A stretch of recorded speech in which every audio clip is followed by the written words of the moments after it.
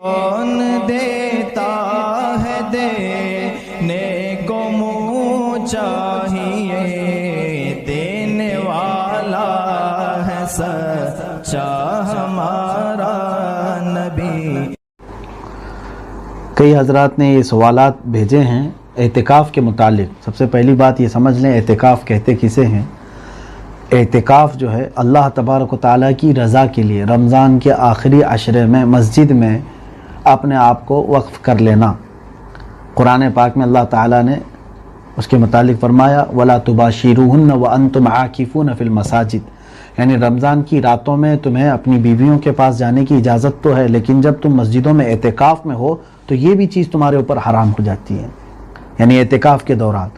اب اعتکاف میں روزہ بھی شرط ہے آپ کے، بغیر روزے کے آپ کا اعتکاف درست نہیں ہے۔ رمضان کی 20ویں روزے کا اختتام ہوگا، 21ویں شب شروع ہونے جا رہی ہوگی، مغرب سے پہلے پہلے مسجد میں چلا جائے اور 10 دن کی یا چاند نکلنے تک، یعنی شوال کا چاند نظر آنے تک وہ مسجد میں ہی رہے گا، اور ساری چیزیں مسجد کے اندر ہی اس کی ہوں گی، یعنی وہ کھانا پانی اور سونا، اس کے لیے تمام چیزیں مسجد کا ایک کوئی حصہ خاص کر لے، وہیں پر وہ اعتکاف کرے گا۔ اعتکاف کے مسائل میں یہ ہے، اگر مسجد ہونا مرد کے لیے شرط ہے، یعنی کوئی بھی مرد جو ہے کہاں اعتکاف کرے گا؟ مسجد۔ اس مسجد میں جس مسجد میں 5 وقتہ نمازیں ہوتی ہیں، امام مؤذن مقرر ہیں، ایسے نہیں کہ ٹیمپرری کوئی جو ہے ایک روم قائم کر لیا اور یہاں مسجد نماز ہو رہی ہے اور اس میں اعتکاف کر لیا، نہیں، جو مسجد ہے مسجد میں ہی اعتکاف ہوگا۔ کس کا؟ مردوں کا، کیونکہ اعتکاف جو ہے سنت مؤکدہ علی الکفایہ، جس کا مطلب یہ ہوا کہ پورے محلے میں یا شہر میں ایک نے بھی اعتکاف کر لیا تو سارے لوگوں کے اوپر سے وہ ذمہ داری ختم ہو گئی، سارے لوگوں کے اوپر سے وہ ذمہ داری ختم۔ کوئی ایک بھی اعتکاف نہیں کیا تو پورے شہر والے گنہگار ہوں گے۔ عورتوں کے لیے گھر کی ہی جو مسجد ہوتی ہے ان کی، یعنی نماز کا ایک کمرہ بناتے ہیں، اپنے لیے ایک جگہ خاص کرتے ہیں، گھروں میں ہوتا ہے تو اس کو مسجد بیت کہتے ہیں، یعنی گھر کی مسجد۔ اس میں عورتیں بیٹھیں گی، اس میں عورتیں بیٹھیں گی، لیکن ان کے لیے بھی یہ شرط ہے کہ وہ پاک ہوں گی، حیض و نفاس ان تمام چیزوں سے وہ پاک رہیں گی تو ہی ان کے لیے اعتکاف ہے۔ اب وہاں پر عورتیں اپنی ضرورت کے علاوہ کسی بھی کام کے لیے باہر نہیں جائیں گی۔ مثال کے طور پر طہارت، استنجا وغیرہ کے لیے یا نہانے کے لیے جانا ہو تو وہ اپنے اس کمرے سے نکل کر کے جا کر غسل کر سکتی ہیں، نہا سکتی ہیں اور پھر واپس آ کر کے وہیں بیٹھ سکتی ہیں۔ وہ اپنا کھانا پانی سب وہیں کریں۔ ایسا نہیں کہ کوئی سہیلی آئی اٹھ کر کے باہر چلی گئی، کوئی مہمان آئے اس کو بات کرنے کے لیے چلے گئے تو اس کا اعتکاف ٹوٹ سکتا ہے، اس کے اعتکاف میں خرابی آئے گی۔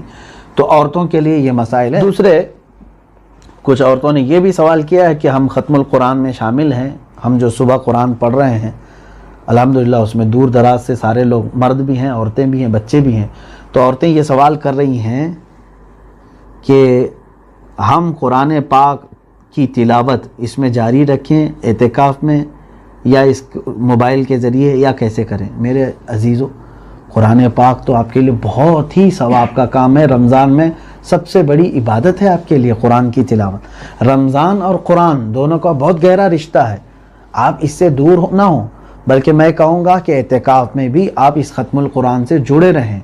ہاں، سوال اگر آپ کا یہ ہے کہ موبائل ہم استعمال کر سکتے ہیں یا نہیں، تو یہ سمجھ کر کے چلیں کہ موبائل اچھے کاموں کے لیے بھی استعمال ہو رہا ہے، برے کاموں کے لیے بھی، یہ آپ کے اوپر ہے آپ کس کام کے لیے استعمال کرتے ہیں۔ اگر قرآن اس میں کھولنے کے لیے موبائل استعمال کیا جا رہا ہے تو پھر یہ قرآن اس کی بھی وہی حیثیت ہوگی، اس کی بھی وہی حیثیت ہوگی، کیونکہ یہ بھی ورقوں پر لکھا ہوا ہے، یہ بھی اسکرین پر چھپا ہوا ہے، دونوں کی یہی، کیونکہ جب موبائل پر قرآن اوپن ہو جائے گا تو آپ بغیر وضو تو موبائل کو بھی نہیں چھو سکتے۔ ہاں، اگر وہ جب فولڈر میں اندر چلا جائے تو پھر آپ بغیر وضو کے بھی موبائل کو اٹھا سکتے ہیں، جیسے کہ قرآن کو اگر غلاف میں ڈال دیا کپڑے میں تو بغیر وضو کے غلاف کو پکڑ سکتے ہیں۔ تو ایسی مسائل ہیں۔ تو موبائل لے کر کے اعتکاف میں جانے کے متعلق اگر آپ پوچھ رہے ہیں تو میں اتنا کہوں گا، جتنا ہو سکے بچنے کی کوشش کرو موبائل سے۔ اگر تمہیں ختم القرآن میں شامل ہونے کے لیے استعمال کرنا ہے تو اس کی اجازت ہے، آپ سن کر کے قرآن پڑھ سکتے ہیں۔ باقی دوسرے کاموں کے لیے اس موبائل کو دور رکھیں. اعتکاف ہوتا ہی ہے دنیا سے دوری اختیار کرنا اور اللہ سے قرب حاصل کرنا، اور ساری دنیا تو اسی میں موجود ہے. اس سے احتراز چاہیے.